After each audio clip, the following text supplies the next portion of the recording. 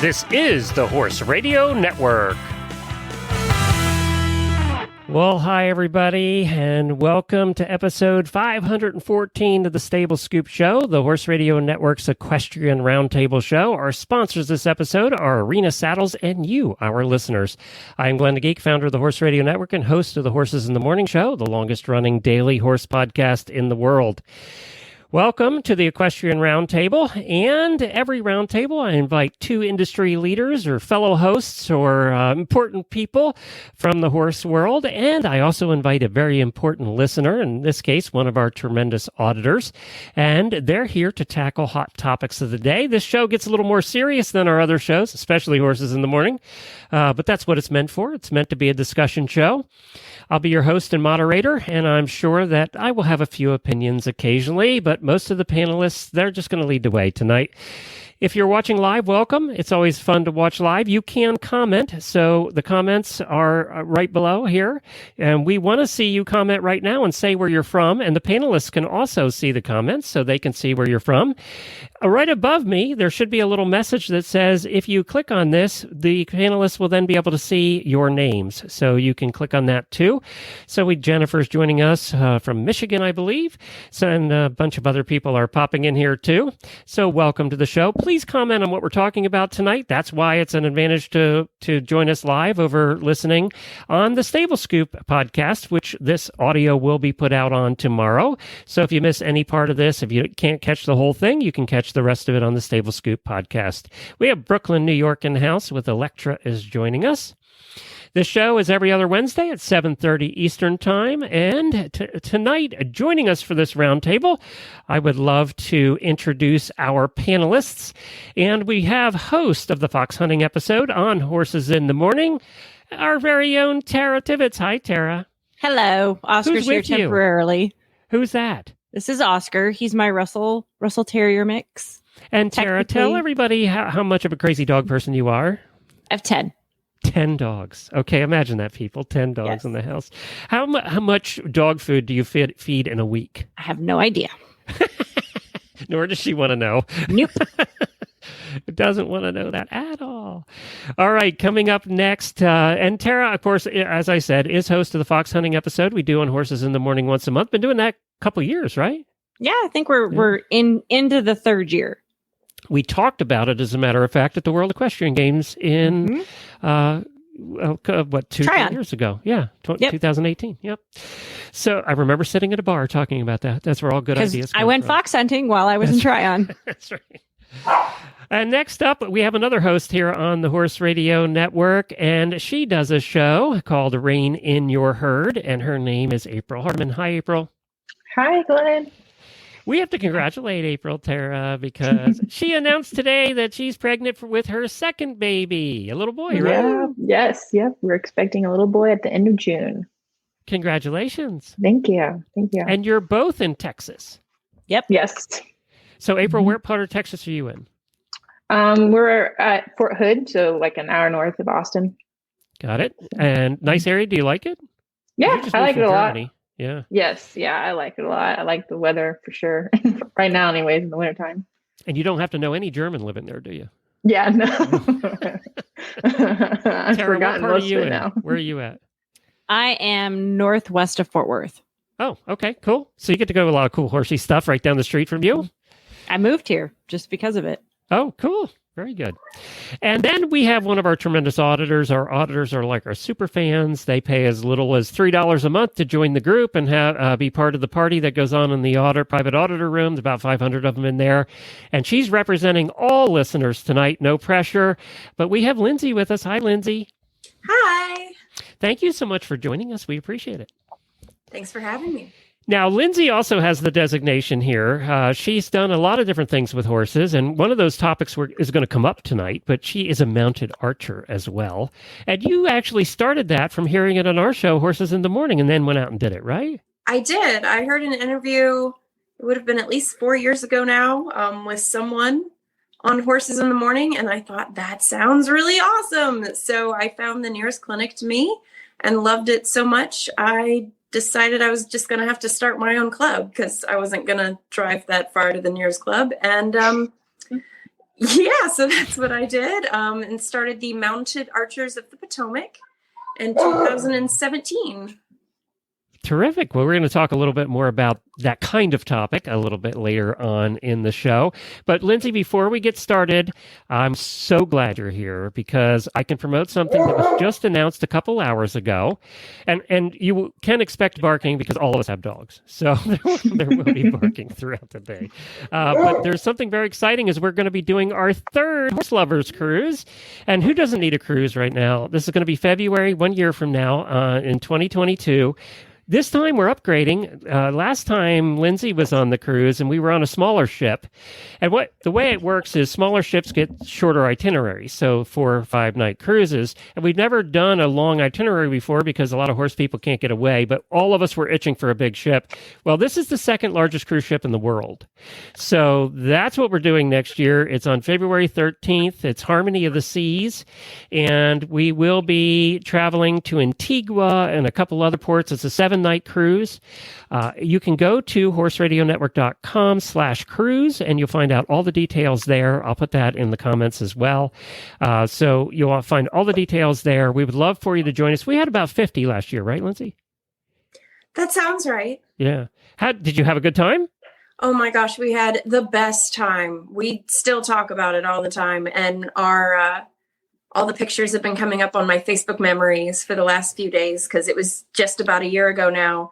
And so glad we got that in before COVID. It was a fabulous trip. We had just started hearing inklings of COVID at the time we got on the boat, and we were all like, I don't know what this is. Who cares? Let's go. So we really didn't know at that point. The timing worked out really well. So would you go again? Absolutely. We're planning on signing up. You know, I kind of wasn't planning on doing one next year just because of everything that's going on, but we all should have vaccines by then, hopefully.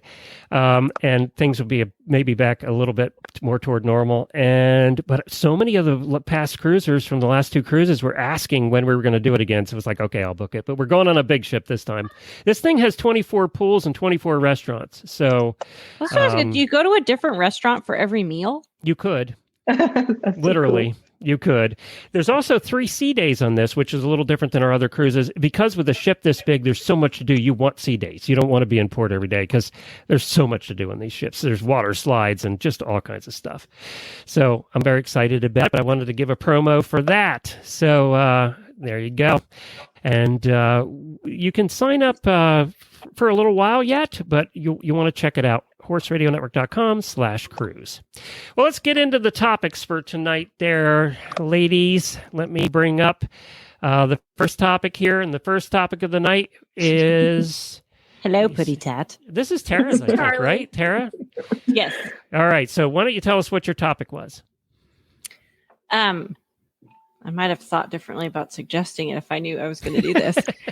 It was more just like kind of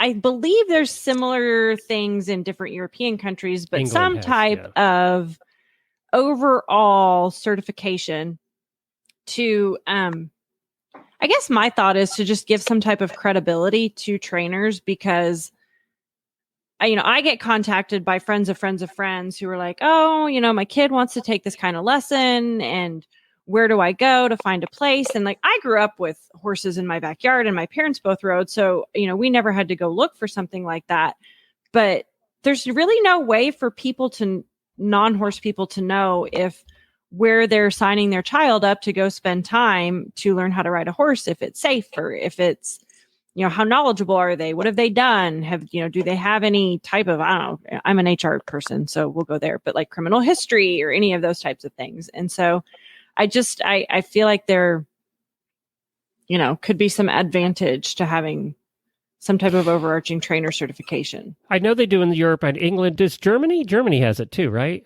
Germany does, and I know for sure Netherlands does because I worked with a couple of people that went through a huge program and like they do certifications, they do tests. Well, actually, yes, in Germany now I remember when I went to a barn, they would have certain days that they would do like, we're just testing today, so I wouldn't have lessons and it would just be people testing to get their next level up. Now, let me throw in here, we do, a once a month episode with the Certified Horsemanship Association on horses in the morning, and that's a voluntary program, obviously. Right. You can get certified. So it's not like we don't have a structure in place in the country to do it, right? We do. Right. And I know Massachusetts has a trainer license program. It's less of a certification and more of a license, but you do have to take a test. And so there, I don't know of any other states. That's the one I do know about because Jennifer had to take a test there. Well, and I think like Pony Club has certifications, and I don't think 4-H actually has certifications, but USHJA has some type of, they had one and they're updating their trainer certification. So there's a lot of silos of it, I feel like, in the United States. But I grew up showing quarter horses and doing reining and the NRHA stuff, and reiners don't know hunter jumpers and vice versa. Yeah. So what do you guys think? April, what do you think? Should there be I would definitely certification? Oh yeah, definitely. And I was just listening to another podcast on another episode where they were talking about how, as soon as money is being passed over, it's like you're a professional, and that's like that's how it certifies you as being a professional. So I definitely would like something like what Netherlands has or Germany. You're just kind of leveling up until you're being a professional. Yeah, get outside the horse world, and most other things do require certifications to be a teacher or instructor, right? Yeah. One of the only sports that doesn't have these crazy certifications. And I am a 1,000-pound animal that could very easily kill you. Yeah. Lindsey, what do you think? So actually, when I read the question, my first thought was so I'm an eventer, I'm an English writer, and the way, at least in my area, where it's all word of mouth to start. But when I look for a dressage instructor, I look for someone who maybe already has their bronze or silver medal. And if I look for a jumping instructor, it's someone who's riding at the prelim level or higher. So I'm looking for someone that I know is experienced, but I know that lingo.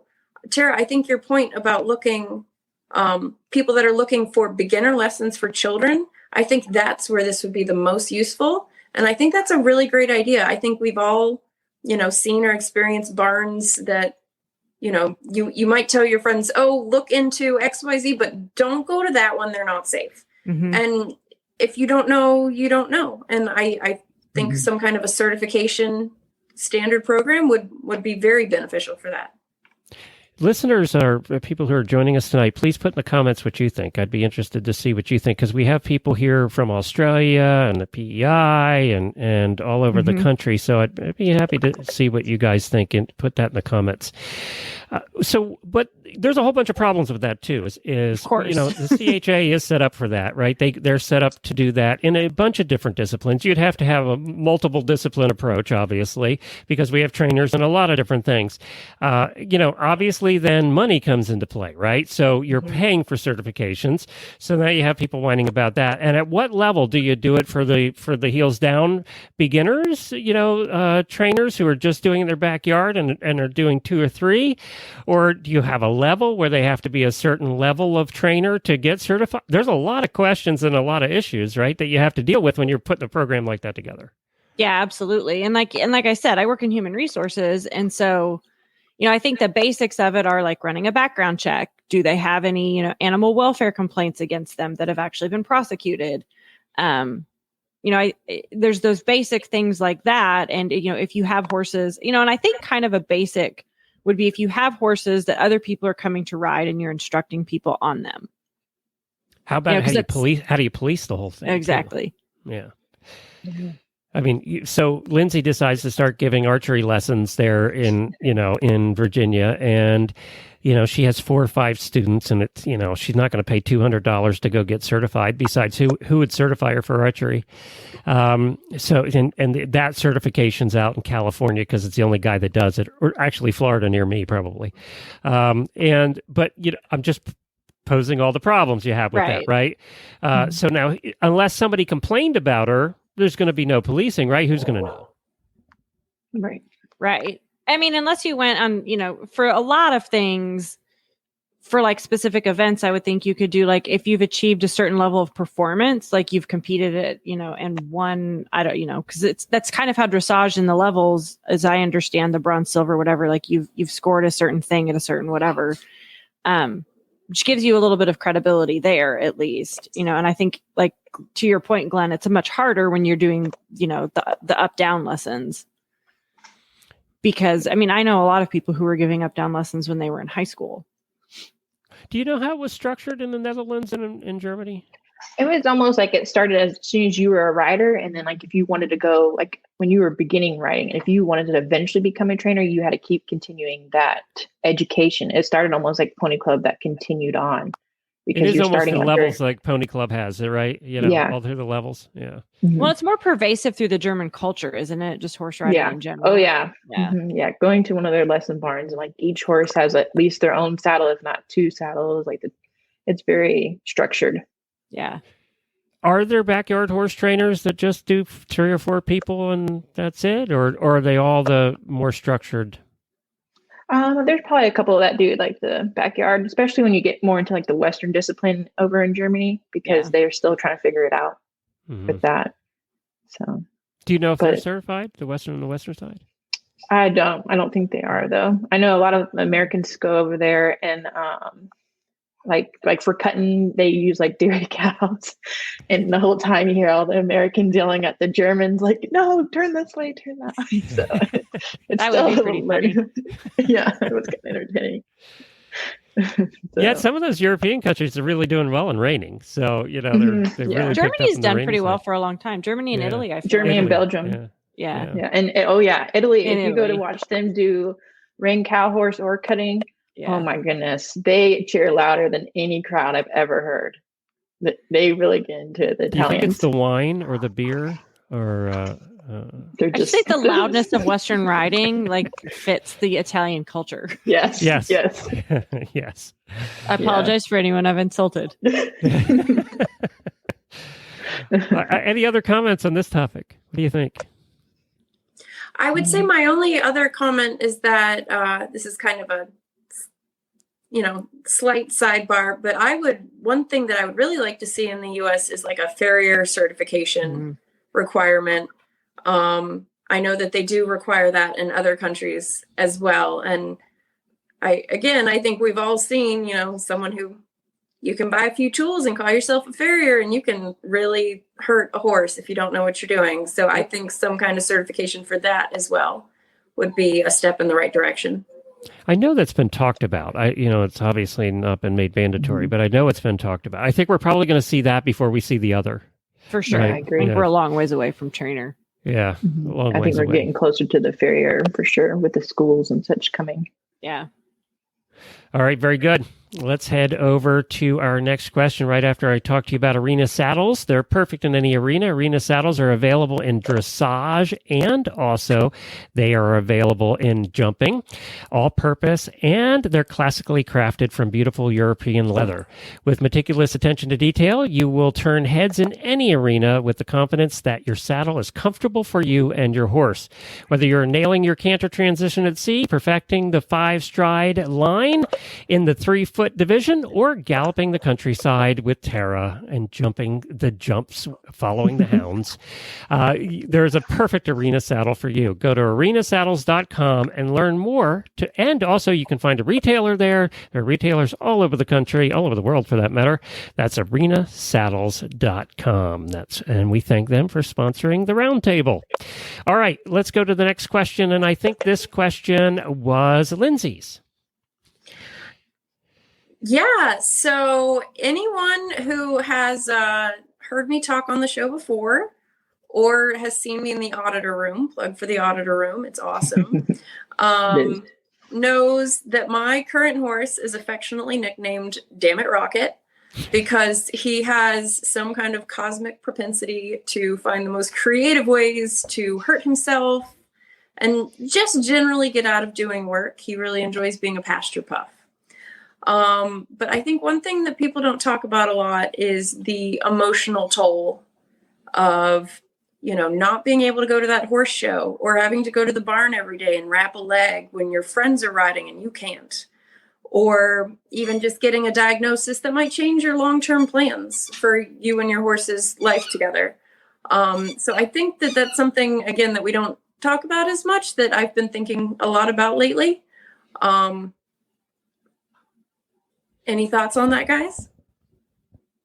I feel like I'm going to like 5,000 bajillion% jinx myself here. So I don't know, knock on whatever. I'll do a seance later or something. But I've been really pretty fortunate. And I've had horses my whole life. My mom college rodeoed. My dad broke broncs out in the middle of the prairie of Montana.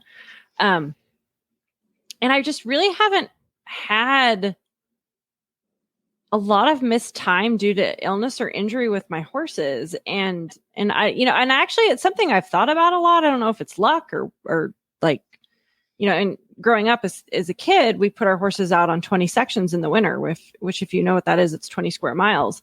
And I felt like that made them a little hardier. And I've had little things here and there, but not anything that's been like, endemically chronic to deal with. But, you see so much conversation in the auditor room and in like I'm in the Plaid Horse amateur group and a couple of other amateur groups. And it's really psychologically difficult, especially when, we horse people get our identity from our horses. And when you take that away,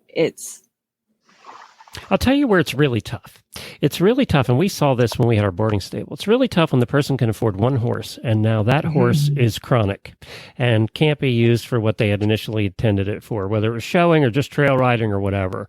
And now you've got a horse that you're really obligated to. You can't sell it. There, nobody's going to take it. You're paying board on it, and you can't afford a second. And now you're screwed. Yeah. Well, and I fit that category. I am the most amateur whoever amateured. And I did not come up with that. I believe I got it from the Plaidcast podcast lounge. Very funny in there. But, I just have the one horse, and the barn is supposed to be my happy place. And my horse is supposed to be my therapy time for myself. So what can you do when that becomes a source of stress or maybe not even stress, but it's just not as emotionally fulfilling as it was when, say, you were perfecting whatever goal you were working on that week, and you can see progress each time you ride. When you can't work towards that, sometimes it can be very draining. Well, if it's not stress, it's disappointing. I mean, it's just disappointing, right? Yeah. Well, I know it's financially draining too, right? Yes. So. Yeah.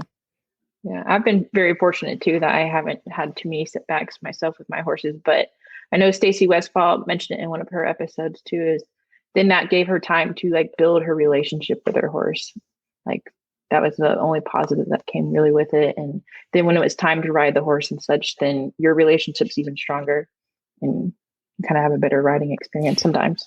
But it also helps when you have other horses in the barn, right? Yeah, I mean, that helps a bit too. I mean, Stacy's got definitely other horses in the barn. Yeah. So, I only have one horse too. So I not to take away from, what it's like with that horse, right? But if you have others, that helps a little. Lindsay, if you had 2 or 3 horses, this would be helping right now, right? Yeah. Knowing my luck, all 2 or 3 would be lame at the same time. Anyway. I'm not sure it matters. Unfortunately, too, with that lameness and that heartbreak comes the large vet bill before you determine what the final lameness is. So not only do you have a lame horse, you're paying off the vet for 6 months. So that doesn't help. No. Now, Jennifer's going through it right now. I mean, Nigel's been laid up for a couple of weeks, and I see how grumpy she gets. So, dealing with it every day, it makes you darn grumpy. It just makes you grumpy. Well, and going back to, the barn being your therapy, it has been this month in particular, Rocket has been out of commission. But it's both lucky and unlucky. I'm at a very large boarding barn, close to DC. Very few people have their own properties. So we have 40 horses at this barn. But what that means is there's always someone to commiserate with. With 40 horses, there's always at least 2 or 3 that are injured with something going on. And one of my good girlfriends is going through a similar problem with her horse right now. So there's been a lot of, cocktail nights at the barn and complaining about these damn horses. And sometimes misery loves company, and that's what you have to do to deal with it. What do you do? Let's switch it around a little bit. Jamie wanted to meet my co-host on the Horses in the Morning show just had surgery on her shoulder, so she's out of action. So what happens if the rider is injured? Is it worse for the horse to be injured or you to be injured? And you're out of commission both ways, right? You're not riding either way. But well, and I think even which is mentally worse. We're all females, and April's about to have a layup for a while because anytime you have a baby. Yeah. Yeah. So in Germany, it wasn't too bad because I wasn't with him, but I did stop riding earlier on when I was in Germany because I was riding different horses every week. And I was like, okay, I don't trust that as much. And now I'm still riding right now, but I know eventually I'm going to stop. So I'm not looking forward to that. Especially I had a lot of goals this year for my horse and then when I found this out, I was like, darn, there goes those goals. Damn, so I had to switch kids. them. Look what those kids do to you. Yeah. I mean, I honestly think it would be harder for me to be laid up than it would be for my horse to be laid up. And I am fortunate in that I have, y'all are going to like way judge me, but I have 3 horses, a baby Chincoteague pony, a pony, and a donkey. So, if something's, not rideable, there's something to do with something else kind of always. But if I'm hurt or injured, I think I would go nuts. Yeah, you've and my husband might like knock on something for all of us at this point.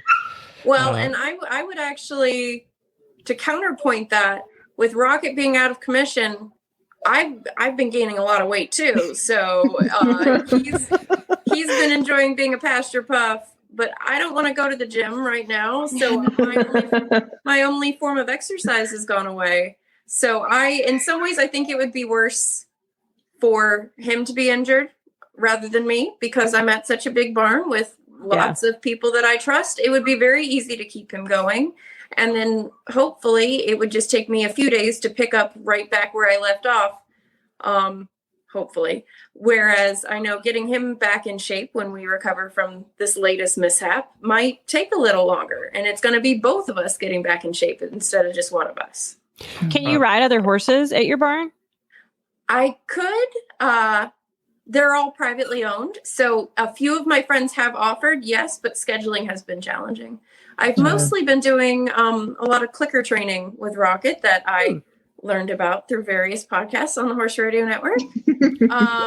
So he's been really enjoying all of the extra carrots that he's been getting doing that. And that has definitely strengthened our relationship. And I'm sure that when I do get back in the saddle, it can only help. Yeah, because there's one of the comments that talks about it's a good time to do groundwork, which I definitely agree with that. My mare's 9 and I've had her since she was 6 months old, and I did not do as much groundwork with her as I should have. She's kind of a monster. So so what do you do when you're laid up? April, you're going to be off for a couple of months. Do you get other people to ride your horse, or do you just... Yeah, I was going to reach out to one of the gals that's stationed here and doesn't have a horse. And I was going to see if she was interested in riding him. And then I'm also, I work with Lindsey Partridge on Harmony Horsemanship. And so I have all of those courses and such. So I'm probably going to play around with a lot of the ground exercises and trick training and such. Didn't she just have kids too? Right around the same time. And she's pregnant again, and she's due like a week or 2 after me. Oh, look at that. It works out well for work-wise and clients and stuff. Is your horse stabled on base? Have gotten to see the animals going through the shots. Lindsay's big, huge yellow cat just went right through. This is TJ. I keep my another dog. Tara, is there a breed of dog you don't have? A breed? I don't do labs. I don't do labs. I don't do labs. They're too boring. I have a lab, although she hasn't come to say They eat your house for 2 years. Mine's perfect. That is the exception. And not I do foster too, so I get a lot of in and outs.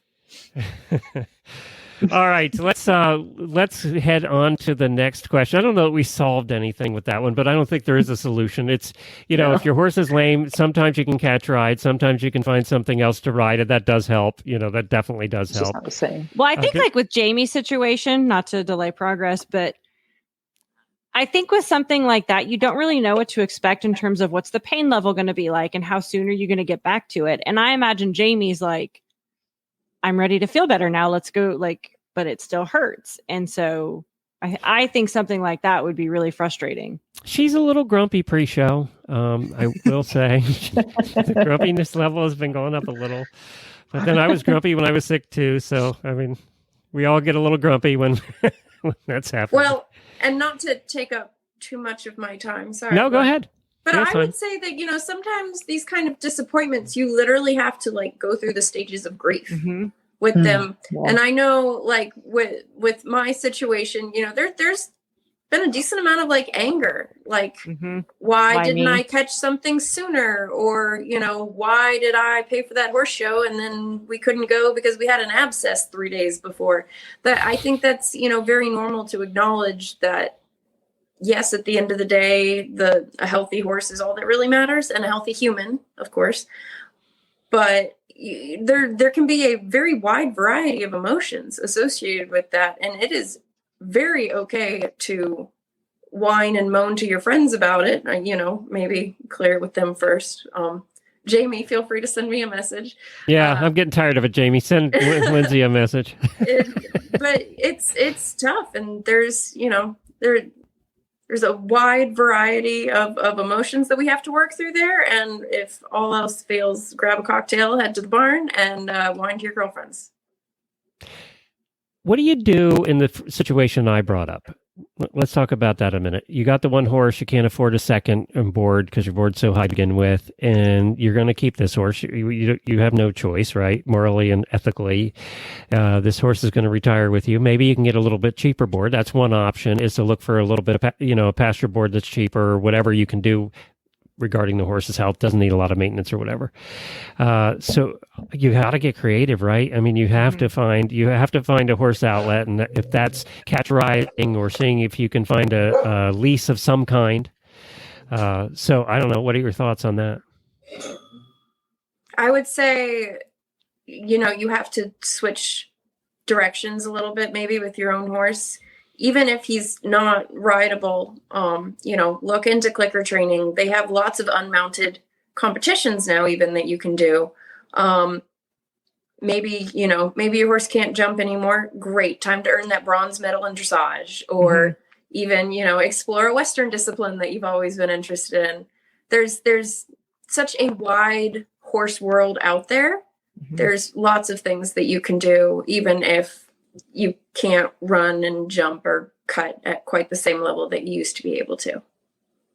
And I think that's true in a lot of senses, not even in just, your horse being injured and maybe having to change its career. But I've seen lots of people buy, this horse moves beautifully and it's going to be an amazing hunter, and it stinking hates the hunter ring for whatever reason, but it might really love, and of course, fox hunting or something like that. And I feel like because I have such a diverse horsey background, like I bought my first thoroughbred. He just turned 14 yesterday, and I bought him when he was a yearling. And my shtick with him was my dad had died and I needed, something emotionally to whatever. And I was like, he'll tell me what he wants to do. Like, we trail rode. He didn't like that. We fox hunted. He really didn't like that. He liked the hunter ring. Like that ended up where he was really happy. And I was happy to let him try different stuff. And I think when your horse is laid up like that, you maybe just have to, change kind of what your goals are. And obviously this would be an incredibly difficult thing if like it's not rideable and it's not old, because then you're faced with a, kind of even a much more difficult decision of like, do you try to find a retirement place? And we've all heard the horror stories of that. And, I'm pretty fortunate in that my family in Montana have lots of acres. And I feel like if I needed to go park something, I could, but it's hard. Yeah. Let's head on before we get to our final question, which we're going to talk about the impact social media has on the horse world. There's a topic for you right now after the last year. Before we get to that, I want to give everybody a little plug. So, Tara, you are host of the Horses in the Morning Fox Hunting episode, the third Thursday of the month, right? Yes. Third Thursday. What do you guys talk about? You and my wife, Jennifer, do that show? Yeah, just, really one of the things that I really like to highlight on the show, just because what I hear the most from non-fox hunters is, and I was 100% in this group of people, I had no idea you could fox hunt in the United States of America until 2010. And so just, I like to interview people who have come to the sport from various backgrounds. And I like to talk to people who, ride like Friesians and saddlebreds and horses that you don't customarily think of in the hunt field. And And then we also talk to hunt, leadership about things that are going on and the challenges that fox hunts face. And I don't know, it's I would quit every kind of riding if I had to pick. I would just continue doing only fox hunting. I love it. I learned a lot from that show. A lot of cool things about fox hunting. And then we went to a drag hunt in Germany, and that was pretty cool to watch. Yes. I think they only drag hunt in Germany. Yes. Mm-hmm. Yeah. Yep. Well, there you go. Yeah. And I know Jennifer loves doing that show with you too, because we have a good still time. Her passion. That's still her passion. Well, and there's so, not to take up too much time, but the fun thing about fox hunting that I really enjoy is like, there's been this ongoing conversation about wearing burgundy coats in the hunters. And I'm like, y'all, the hunters are based on fox hunting. You cannot wear a burgundy coat in the hunt field because it's too close to red. That answers your question. So pink is okay, or orange? But they call it pink. It's not actually pink. It's red. It's not actually pink. No. They're just trying to You get can away get away from with it. purple. We'll go with purple from now on. Boy, talk about. And I'm not a crazy traditionalist traditionalist, but I like the pomp and circumstances of tradition, over there. which is funny considering I grew up on ranches in Montana. Moving I house. live in Texas, so there you go. Yeah. April, tell everybody about your show. Yes, so we have Reining Your Herd, and it's a business podcast for equine businesses. And we pretty much talk a lot about strategy on, multiple social media platforms, but we also talk about mindset, pricing, and all the fun things that a lot of horse people don't want to talk about with their businesses. It is a very, I love the business side of things, and I listen to your show because I love to geek out on that kind of stuff. So it's very well done. You two know what you're talking about. Or wouldn't have had you on the Horse Radio Network if you didn't. So, and who are we kidding? Horse people just are not business people. No. Yeah. That's why they need April right there. Yeah. And Lindsey, give another plug. If people are in your area, where can they go to get some archery done? Yeah, so my club is called the Mounted Archers of the Potomac. We are located in Fairfax County, Virginia. We spill over a little bit into Maryland, DC area in general. You can find us on Facebook under Mounted Archers of the Potomac. We are unfortunately in a bit of a hiatus due to COVID. But one unique thing about our club that is not true of all the other horse archery clubs in the U.S. is you do not have your own horse to participate. We share horses, which is one reason why we are on a hiatus due to COVID. But so at a normal practice, we will have approximately 2 people for every 1 horse.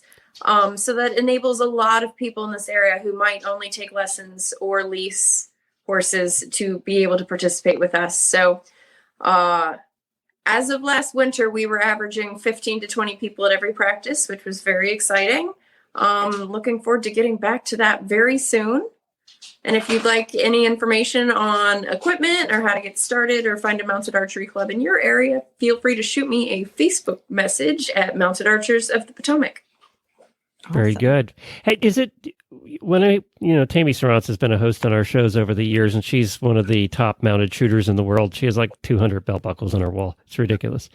But she says she can't hit anything when she's standing on the ground. She can only hit when she's moving. Is that true of you and your bow? I'm the same way, actually, and it's basically because you don't have time to think when you're moving. Oh, that's a good point. I've actually always wanted to try mounted shooting, but in Fairfax County, Virginia, at a boarding barn of 40, I don't think they'd be terribly excited about me doing that in the indoor arena, but they don't mind too much with the bow and arrows. So I just bought my own revolvers. Did you? Yeah? Yep, for mounted shooting, and then I have my bow for mounted archery too, because I did that in Washington when we were stationed up there. This brings up that point too, and that's to try new stuff. Lindsey heard about mounted archery on our show, and then just decided to find it. Right, went out and found it. Hey, try new stuff, do something different. Jennifer she took a couple polo lessons, and she thought that she she wasn't hard. It's hard. She wasn't good. It was funny to watch, but they had a blast. They were laughing. Her and Helena were out there just having a great time, whacking at nothing. I don't know that they ever touched the ball, but they had fun. I played polo in an undergrad at the University of Virginia, and it destroyed any semblance of equitation I might have once had. But oh my gosh, it is Tara, I think it's right up there with fox hunting. Is Mhm. about the most fun you can have on a horse. Yeah, we had my hunt here in Texas. There's a bunch of polo players who they keep their horses legged up during fox hunting season because it's in between their polo seasons. Yep. Yeah, so that's how I've gone out and played a few times. And I was pretty good at sports, so I was really like stunk at the whole hand-eye thing. I was surprised. My husband said it was golfing on horseback. He loved it. Good. Yeah. The other thing I want to encourage everybody to try is if you ever get a chance to drive a horse or one or two, do that. I think it's fun. Jamie tried it and hated it, but a lot of riders try it and don't like it. Jennifer doesn't feel secure in the cart. She doesn't like it in the cart. She thinks it's too dangerous. It's a different change, for sure. This is a girl that's broken every bone in her body once. So, riding and, but I can see that, I had a horse, or my pony bolted for a while. He's getting better about that now, but bolting on the road, going into the passing lane, the oncoming traffic's not fun. But we're still here, Glenn, have I ever told you when I was a kid, my dad had a black Surrey with the fringe on top? Did he really? And I had a black horse that I showed him for his name very originally was Midnight. And he pulled the buggy in the parade every year. Oh, cool. That's cool. Yeah. We've been in I'm parades. telling you, It's I've fun. done a lot of random stuff. You've tried the things. See, you've tried the things. Yeah. I want to give Julie Valou a shout out here. She is in Mongolia right now. She says that she's enjoying the conversation immensely as I'm in lockdown here in Mongolia and can't get out to my horses. Oh, Julie. No. She's been on Well, the I'm shows curious, before. is Julie like a resident Mongolian or like No, I think she was over there. Were you over? Julie, help me out. Were you over to do another competition over there? Or are you living there now? I can't remember. I know we've had her on the show. I can't remember which it was. But let me know, Julie, which it was. because it's also probably not warm. No, right now I don't No, imagine. Well, I I wouldn't guess it think depends so. where you are. It's a big country, so I don't know. But it's I don't know. I think far they're in the north, winter. all of it, isn't it? Yeah. Yeah. Yeah. Even in the summertime, I think it's still chilly Yeah. there. Well, Julie, if you're still watching, let us know what the story is in Mongolia. We want to know. All right, Lindsey and let's I go are to on our the final menagerie. question, and this one was brought in by April, and she just wants to stir things up here. We're not talking politics. We'll leave that out of this conversation. I just wanted to show off my perfect Labrador real quick. Oh, there's the perfect Labrador. What's the This is perfect Maya. Labrador's name? Come here. Maya, she Maya. is a rescue. We brought her home when she was about 2, but she's utterly perfect. Like Mary Poppins, practically perfect in every way. She looks perfect. Oh, She's a Julie very said good she lives girl. there now in Mongolia. Not too warm at all. Minus recently. 45. Minus 45. That's Montana. Although getting warmer now. I had to choose the kind of between Canada and Mongolia. And she chose Mongolia because her horses are here. Are they Mongolian horses or non-Mongolian horses? We need to get her on the show. Right? She says she's working on the foundation work and praying the borders open soon so people can come and ride with her again. So Very there you go. interesting. Very cool. Julie, we Have need to get you on this show sometime, and we need to see you live from Mongolia. We need to do that. She obviously has Yeah. internet, so probably better than ours. All right, April, stir it up a bit. All right. So I know I was trying to figure out the best topic to pick, but I decided what is social media, the impact on the horse world with social media. I know there's good and bad, of course, with like most things. So of course the good is that you get to share all your fun, updates with your horses and such. But then there's hot topics like whether or not with brand ambassadors for a lot of horseback riders, they were trying to make them professionals under USEF. And so that was a huge topic when it comes to, working with brands and being a rider and such, because, everybody's trying to make some money with their favorite hobby, but not can be considered a professional. So that was a huge topic that went down recently with social media. An example of good that just happened today, and that's the Land Rover is going to go on with their 5-star still without spectators, but they raised $600,000 in a matter of 4 or 5 days, and that was actually a grassroots effort. That wasn't the organization that runs it, and we're talking about the Land Rover Kentucky 3-day event. 3-day event. Yeah. So, that was something good that happened in a very short period of time because of a grassroots thing. And then we're all on those web pages that talk about horses where, there's just so much fighting. It's ridiculous. So there is good and bad, but, I think you can self-regulate what you look at too. I Right. mean, you can choose to be in those rooms or not choose to be in those rooms. We're lucky in our auditor room, which is our super fan room.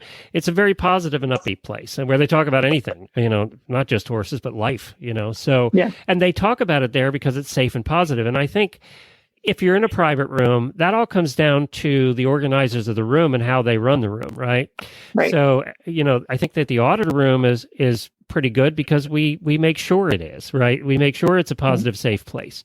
And then people kind of self-regulate. I very seldom have to take a post down. I mean, maybe once a month. So, the rules and you self-regulate because you're going to get your ass kicked out. All of a sudden you're better about it. Lindsey, you've been through a lot of this different stuff. What do you think? What are your thoughts on the whole thing? Well, for starters, I love the auditor room. You're totally right about that. Self-regulating. There are a lot of Facebook groups that I've either left or I've muted, and they just don't come up on my feed. I mean, kind of going back to even my topic, you have to protect your mental health. And if you're scrolling through Facebook and all you're seeing, or Instagram or whatever, and the only thing that you're seeing is negativity and people piling on top of each other, it wears on your soul after a while. Right. And places like the auditor room where people are uplifting and positive and encouraging and supporting, that's really important. And also, I mean, going back to the cruise and everything, being able to keep up with my buddies from the cruise while we've been in lockdown and haven't been able to visit anyone has been really awesome. And in some ways, I feel like I have definitely leaned on my Facebook friends more during lockdown. I'm traveling less. I'm seeing my real life friends less. So you have to communicate with what you have. And that's been a lot of, Messenger on Instagram and Facebook and Snapchat. The auditors actually have a little Snapchat group that we have a lot of fun with. Kayla Binney is very active in there. But I think one really positive that for me has come out of social media, both Instagram and Facebook. I don't do Twitter. I definitely don't do TikTok and Snapchat. I'm too old. But I connected with a lot of I connected with a lot of non-white writers during the Black Lives Matter, the stuff after George Floyd, and I've actually cultivated some pretty not close, but just relationships with people who I never would have met otherwise, who obviously have a hugely different life perspective from me because they're LGBTQ or they're, Black or there's some other race that's in the equestrian world. And all of us who are active in the equestrian world, I mean, I hardly ever see someone who's not white. And it's exciting and it's normalized it for me to see non-white people in the saddle and in a horse like environment. And I feel like now when I see non-white people at horse shows, when we can actually leave our house, it's made it more customary to me. And I feel like I won't act like an idiot because I've connected with these other people and, I've communicated with them and asked them questions and stuff. So I feel like I'm better educated about, the challenges that they face in the horse world. I feel like that's a really excellent point. I think social media in that way can really be used to project the voices of people that might otherwise get lost in the shuffle, whether those might be people of color or people of minorities for any various reason. Mm-hmm. I feel like it's a great way to connect with them and support them, even if maybe they're not at your barn or you don't see them at your local show. You can still support people that are different from you and help their platform reach others. Yeah, I agree.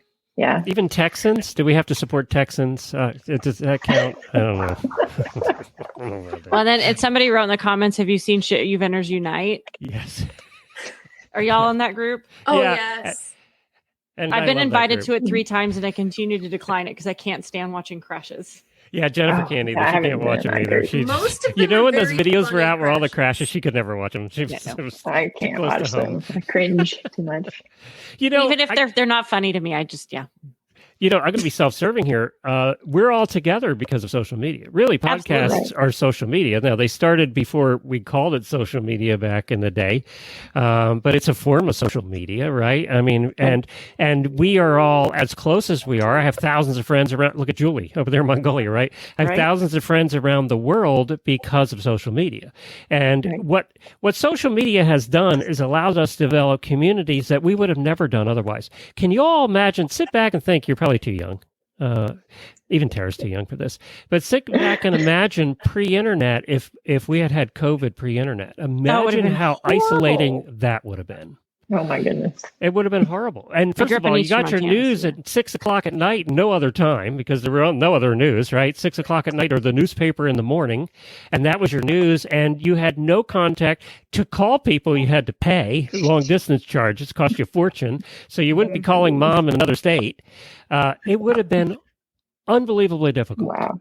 Yeah. I think this year has been very challenging, even with all the technology that we have at our disposal. I honestly don't even want to entertain that thought. It's a little too scary. Imagine doing it without Netflix and Tiger King. I mean, we all killed ourselves.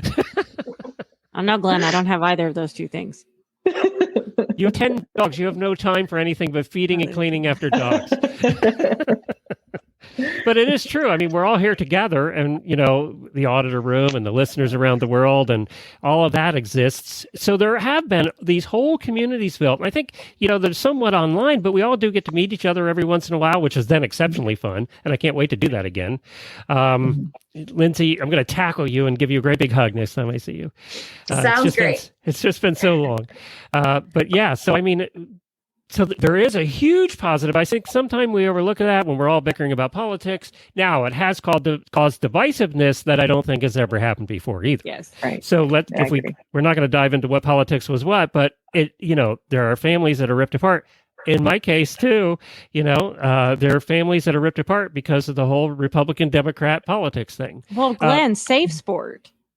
Well, safe sport's another one. I mean, we don't have to argue about its merits. Politics. It just has. It that is just happened too. Yeah. Yes. Anything like that becomes political. Whether it started out political, it becomes political. So there are those things that if it wasn't for social media, we wouldn't have had There was always division, but I don't think we would have had the level of division because you didn't know what everybody else thought. Unless you sat down with them and argued about it. The algorithms make it so much worse. Make it worse. Yeah. Mm-hmm. Like I maybe would have known April from something I had met her, but I didn't know her political thing because I don't talk to her every day before social media. I wouldn't have known how she felt about that, nor would I have probably cared because I'm not talking to her every day. So, it is true that that's allowed that to happen. I don't know how you overcome that. I think we're past that now. Well, especially because like we were saying, like the algorithms and how they've almost made that division happen. So unless those are taken away, I don't think that's ever going to really be solved. But even if those are taken away and you see everybody's that is your friend's post on Facebook, you're still going to disagree with half of them. So, and then the wars are going to start. So, even without the algorithms, you're still going to, if you saw everything, I don't know if that'd be better or worse. Well, it's almost like you're purposely seeing certain things that will set you off because that's what you've been liking and such. So that's what you keep seeing and that's what you keep arguing with. So that's what the algorithm has done. I think some of that would be calmed down without having that crazy. I did that with the unfollow button on my Facebook feed. Now I only see pretty pictures of horses and dogs. Unfollowing, and I think I muted some people for 30 days or such. So I did that with several people who were really adamant about posting, but then 30 days came around. I was like, oh man, they're still doing it. They're still posting the same thing. Yeah, at that point, I'm like, maybe I should just unfriend them. I tried. And then you feel guilty. I unfollowed a lot of people. Yeah. You feel guilty because it's probably a good friend that otherwise you get along with great, but you just don't want to see those daily postings and you unfollow them and then you feel guilty and, for 10 minutes. Well, I genuinely enjoy discourse with people with opposing viewpoints if it's intellectually presented and it's not combative. But then we get sucked into reading the comments under that person's post and that's what pisses you off right there. Yeah. It's the comments under the other person. And Lindsey's over there blushing. Hey! What are you implying? You look like you're blushing. Well, clearly Desiree needs to listen to the Fox Hunting Show. Yes, Desiree, you should. Next Thursday. Yep. Third Thursday of the month, right? On Horses in the Morning. Sorry, Lindsey. Well, actually, I'm thinking about, political discourse and just things that divide us. I was thinking about, being close to Washington, D.C., again, with a barn full of 40 people, there is, as you can imagine, a very wide variety of political opinions. But what unites us all is that we all love our horses. And one unique thing actually about my barn, we cover literally every discipline. Every type of saddle and bit is in our tack room. Everyone does, anything. We have a Civil War reenactor.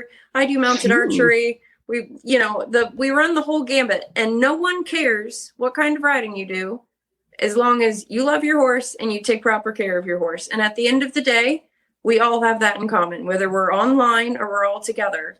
And I think that's one reason why the Auditor Room is such a wonderful place. Plugging it again. If you're not an auditor, you totally should be. It's the best place on the internet. But, it really doesn't matter at the end of the day, maybe who you voted for or what your political beliefs are. We all love our horses, and we all want what's best for them. And maybe we disagree a little bit about how to say hoof or hoof, or, if they should wear shoes or not. But, when you look at the big picture, we all have that unites us. I think we have to end on that. Let's not add anything else to that. I think that's a perfect way to end this episode. Yeah, I agree. It is absolutely perfect. Thank you guys for being here. As Tara said, she's the fourth Thursday of the month on Horses in the Morning. Third Thursday of the month on Horses in the Morning. That's next week, actually. She'll be on with Jennifer talking fox hunting again. April, of course, is in Rein in Your Herd, and that is a business show that's also on the Horse Radio Network. You can find it on all the podcasting apps. Lindsey can be found at Mounted Archers of the Potomac on Facebook. Mounted Archers of the Potomac. I can be found at horsesinthemorning.com. And thank you all for joining us. If you missed any part of this episode, you can hear the rest of it tomorrow morning. It'll be out on audio on the Stable Scoop feed, or you can go back and watch the video. It'll just be up there on all the different pages. We love your feedback. If you want to be on this panel at some point, we do these shows every 2 weeks. Let me know. Drop me an email at glenn@horseradionetwork.com, and we'll get you on a panel. If you have an idea for a topic, all you have to do is email me too, and we'll cover that topic. We take on the more serious topics here in this show. That's what this show was designed for. Thank you, three. Really appreciate you being here.